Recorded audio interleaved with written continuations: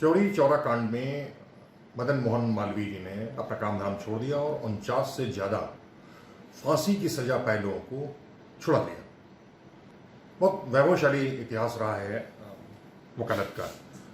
लेकिन पिछले दिनों जिस तरीके से घटनाएं हुई हैं वो वकालत और पूरी न्यायपालिका के लिए तमाचा से कम नहीं है। चाहे वो डैश पर चढ़ के लोगों को पीट लेने का मामला हो, चाहे सड़क पर पूर्व सांसद को लखनऊ में की सड़क पर बुरी तरीके से नंगा कर पीट लेना, या फिर बार एसोसिएशन जो हाई कोर्ट की है उसमें घुस करके कुछ वकीलों को बुरी तरीके से मार देना। आरोप तो बार एसोसिएशन के फंड को लेकर के भी हैं। वकालत का ये वैभवशाली इतिहास आज नदारत हो गया है। पिछले दिनों जिस तरीके से बार एसोसिएशन के चुनाव में हंगामा हुआ और आखिरकार मतदान बंद कर दिया गया, चुनाव निरस्त कर दिया गया, उसने गंभीर सवाल उठा दिए हैं बार एसोसिएशन के अस्तित्व को लेकर के, उनकी कार्यशैली को लेकर के और वकीलों की करतूत पर। बार एसोसिएशन के निवर्तमान अध्यक्ष रहे हैं गोविंद सिंह परिहार जी। देश के एक नागरिक होने के नाते मुझे तो थोड़ा शर्म है कि एक वकील के तौर पे आपको कुछ महसूस नहीं हो रहा है कि बार एसोसिएशन हाई कोर्ट की वहाँ पर इस तरीके का हंगामा हुआ और हालत यहाँ तक गई कि चुनाव ही निरस्त कर दिया गया और मामला अब हाई कोर्ट में है। देखिए, दो चीज़ें हैं। आप एक तो आप हंगामा बाहर की बात कर रहे हो, ये हो सकता है कि अव्यवस्था अंदर की बात कर रहे हो। इसका दो कारण हो सकता है। पहला कारण तो ये है कि मुझे ऐसा प्रतीत होता है कि जो रिटर्निंग ऑफिसर में होते हैं उनको एहसास नहीं हुआ कि छुट्टी के दिन इतनी भीड़ आएगी, इतने एडवोकेट्स आएंगे। क्योंकि आम चर्चाएं थी कि 1000, 1500, 2000 मैक्सिमम एडवोकेट्स आएंगे। लेकिन चूँकि छुट्टी का दिन था तो सिविल कोर्ट बंद है, कलेक्ट्रेट बंद है, सारी चीज़ें बंद है, लोगों के और ऑफिसर्स बंद हैं, तो ऑब्वियसली एक ही काम था, वोट देने आना था, तो मैक्सिमम लोग वोट देने आए और उसकी व्यवस्था नहीं हो पाई थी। मैंने देखा, खुद देखा था, मैं थोड़ा लेट गया था, बाहर धूप में लोगों की भी लाइन लगी हुई थी। अब धूप में अगर 200 आदमी को आपने खड़ा कर दिया तो ऑब्वियसली उसको एक चिंता होगी कि भाई जल्दी हम वोट दे के जाएँ, हमको धूप लग रही है। उसमें एक दूसरे को धक्का मुक्की होती रही और सोशल डिस्टेंसिंग जहाँ तक जिसको कि कहा था कि फॉलो किया जाएगा प्रोटोकॉल कोविड का, वो तो ध्वस्त हुआ। सुबह से ही हमको दिख रहा था बाहर से। दूसरी और प्रॉब्लम थी, जैसे गेट्स हाई कोर्ट के बंद थे, पार्किंग बंद थी।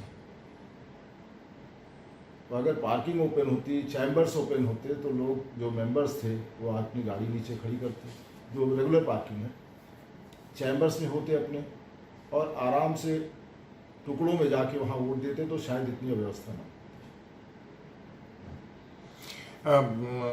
8,500 से ज़्यादा मेंबर हो गए हैं जहाँ तक मेरी जानकारी है बार एसोसिएशन। क्या प्रैक्टिसिंग लॉयर्स इतने हैं? देखिए, प्रैक्टिसिंग लॉयर्स ऑब्वियसली इतने होंगे। आप बता रहे हैं 8,500 क्यों? 8,500 लोग जो क्राइटेरिया है मेंबरशिप की क्राइटेरिया और किसी न किसी तरह से फुलफिल कर लेते हैं।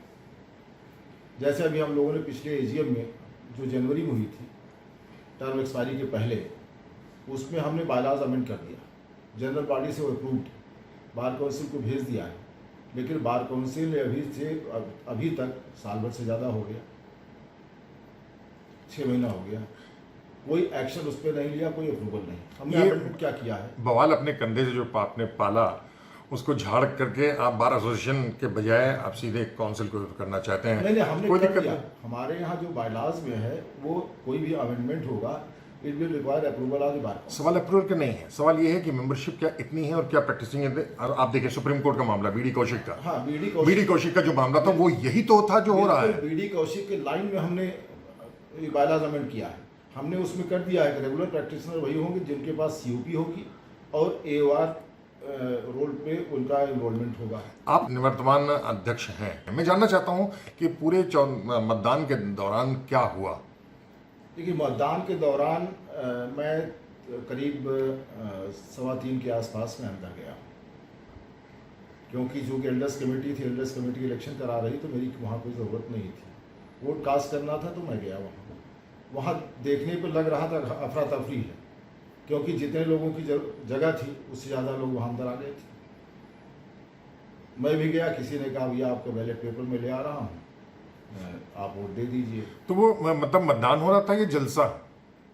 हाँ, सीक्रेसी तो नहीं दिख रही थी, बैलेट्स तो सीक्रेट नहीं थे, कोई भी देख सकता था, कोई भी कर सकता था। हाँ, ये मामला जो आपका है, किसी भी व्यक्ति को आपने एंट्री दे दी और कई लोग सीधे, हाँ, कुछ न कुछ अव्यवस्था, मैं वही कह रहा हूँ, जिसको शब्द का बहुत ज्यादा स्लैंग होता है, लौंडे लफाड़ी वहां पर आ गए। मैं यही कह रहा हूँ कि कुछ अव्यवस्था हुई, उसके लिए जिम्मेदार कौन था? उसका असेसमेंट रिटर्निंग ऑफिसर और एल्डर्स कमेटी नहीं कर पाई, मेरा तो ये मानना है। नहीं, प्रत्याशियों का कोई दोष नहीं। प्रत्याशियों को अगर आप अंदर घुसने दे रहे हैं, हाँ। तो प्रत्याशी अंदर चले जाएंगे। अच्छा, अव्यवस्था होती है तो प्रत्याशी को भी एक टेंशन होती है कि कौन कौन था अंदर आ रहा था जिसको देखा आपने? नहीं, प्रत्याशी तो ऑलमोस्ट सबको 2-3 प्रेसिडेंट के प्रत्याशी दिख रहे थे, एक आध उनके सपोर्टर दिख रहे थे, एक सेक्रेटरी के प्रत्याशी दिख रहे थे, 1-2 हाँ। वहाँ थे। लेकिन वो जब मैं घुसा हूँ तो वहाँ पे हंगामा शुरू हो गया था। कुछ छोटी बच्ची, नन्ही बच्चियां वहां पर, ज़्यादा 17-18 साल की, 20 साल की, वो जेबी सिंह का प्ले कार्ड लेकर के वहाँ घूम रही हैं। अंदर पॉसिबल नहीं। अंदर का और कौन ऐसा प्रमुख जात हो जिसको नहीं होना चाहिए था और वहाँ मौजूद था? देखिए, अगर वोट कास्ट करने गया है तो सबको होना चाहिए था। वहाँ एडवोकेट जनरल साहब हमको दिखाई पड़े खड़े। नहीं, प्रत्याशियों में? प्रत्याशियों में राकेश चौधरी साहब दिखे थे प्रेसिडेंट के, और एम त्रिपाठी साहब दिखे थे। जनरल सेक्रेटरी में अमरेंद्र दिखे थे। हो सकता है और भी रहे होंगे, सबको ना देख पाया हूँ क्योंकि बहुत शॉर्ट पीरियड में मैं वहाँ था। हाँ। हंगामा चूंकि शुरू हुआ, मैं तो अपना बैलेट ढूंढ रहा था, किसी ने कहा आपको बैलेट ले आ रहा हूँ। हाँ। आप परेशान हुई, आप खड़े रहिए। हाँ। फिर वो बैलेट नहीं मिला तो हमसे कहा थोड़ी देर आप वेट कर लिए, तो हम भी ऐसे इधर उधर कर रहे थे। फिर जब ऐसा होने लगा तो फिर मैं बाहर चला। हाई कोर्ट के जो रेगुलर प्रैक्टिशनर हैं, हाँ। उनको अगर आप ROT में रखिए हाँ। तो बेटर कंट्रोल कर सकते हैं चीज़ों को। हाँ। जो आदमी यहाँ का रेगुलर प्रैक्टिशनर नहीं है, हाँ। चीज़ों से अकाउंटेड नहीं है, या लोग जानते नहीं हैं, समझते नहीं हैं, तो अगर वो लोग रहेंगे तो उतना व्यवस्थित नहीं कर पाएंगे। मेरा एक कहना। भविष्य क्या होगा आपके सम्मानित महान अवध बार एसोसिएशन का? देखिए, अवध बार महान है, इसमें कोई शक नहीं है। नहीं, वो तो देख रहे हैं, वो तो हम देख रहे हैं। नहीं, एक देखिए, क्षणिक कुछ हो जाए वो बात जैसे, लेकिन 1901 से इतिहास आप देखिए तो आप काहे को भूल जाते हैं यहाँ पे कौन कौन से, कितने सुप्रीम कोर्ट जजेस, कितने बैरिस्टर्स जिनके नाम आज आप भी लेते हैं। आप तो बुरा परिचित हैं लीगल फैटर्निटी से, तो बहुत अच्छे लोग आए, संघर्ष भी किया। बाबू हरगोविंद दयाल थे, आज भी स्वर्णाक्षरों में लिखा जाता, उन्होंने संघर्ष किया, लेकिन ऐसा कुछ नहीं किया। एक टेरिटोरियल जुरिडिक्शन का इशू था, उसको उन्होंने रेस किया और यहाँ से सुप्रीम कोर्ट तक लड़े। अगर आपको सलाह देना हो या फैसला करना हो कि अब भविष्य में ऐसा न हो, तो किन किन तरीकों का इस्तेमाल? मैं 2 चीज़ें करूँगा। एक तो इसमें जो लैब्स था वो मैं आपको पहले ही बता चुका हूँ। अगर सारे दरवाजे जो रेगुलर खुले रहते हैं, पार्किंग खुली रहती, चैम्बर खुले रहते, और जो एंट्री थी जहाँ से रेगुलर पहले वोट कास्ट होता था उधर से अगर होती, फीमेल की लिस्ट अलग होती, सीनियर्स की अलग होती, ऑर्डिनरी मेंबर्स की अलग होती, तो शायद ये अव्यवस्था न होती। वहाँ वेटिंग लॉन्ज नहीं था, तो आप धूप में खड़ा है, आदमी परेशान होगा, आप इस तरफ से करते, कैंटीन की तरफ आपने देखा है, तो शायद आप 2 उसकी लाइन चेयर्स की लगा देते, जो आता उसको 20 लोग भैया बैठ जाओ, 20 लोग अंदर गए, बाहर जाएंगे वोट दे के, फिर आप आगे जाइएगा, तो शायद आसानी से हो सकता है। पहले ऐसे होता भी था, लेकिन बस वही मैं कह रहा हूँ, तो लगता है कि असेसमेंट गलत हो गया कि 1000-2000 लोग आएंगे, छुट्टी, ये त्रुटि ही है। जनरल जो ये डिस्कशन है यही है, भैया वो पहले भी यही था कि 1000-1500 आएंगे, और इनको एहसास यही था, छुट्टी थी, लोगों को लग रहा था अपने घर भी लोग रहेंगे, आएंगे नहीं, ये सवाल। आगे के लिए, भविष्य के लिए जो एक काम और हो सकता है, जैसे वोटर्स की भीड़ हो जाती है, BD कौशिक का आपने नाम लिया, 1 बार 1 वोट, मतलब एक बार में वोट देंगे आप, दूसरी बार में नहीं देंगे। अभी देखा होगा, आपने भी देखा, हम लोगों ने देखा कि central bar association, Lucknow bar association और बार एसोसिएशन, सारे लोग यहाँ पे वोट कास्ट कर रहे थे। Even office wearer's vote cast कर रहे थे, नाम नहीं लूँगा मैं, ऑफिस वेयर वोट कास्ट कर रहे थे। तो पहली चीज़ तो है कि जो वोटर लिस्ट बनती है वो सीओपी के बेसिस पे है, और बार काउंसिल के रूल से एक सीओपी हो सकती है, एक ही जगह प्रैक्टिस किया आपको सर्टिफिकेट मिलेगा।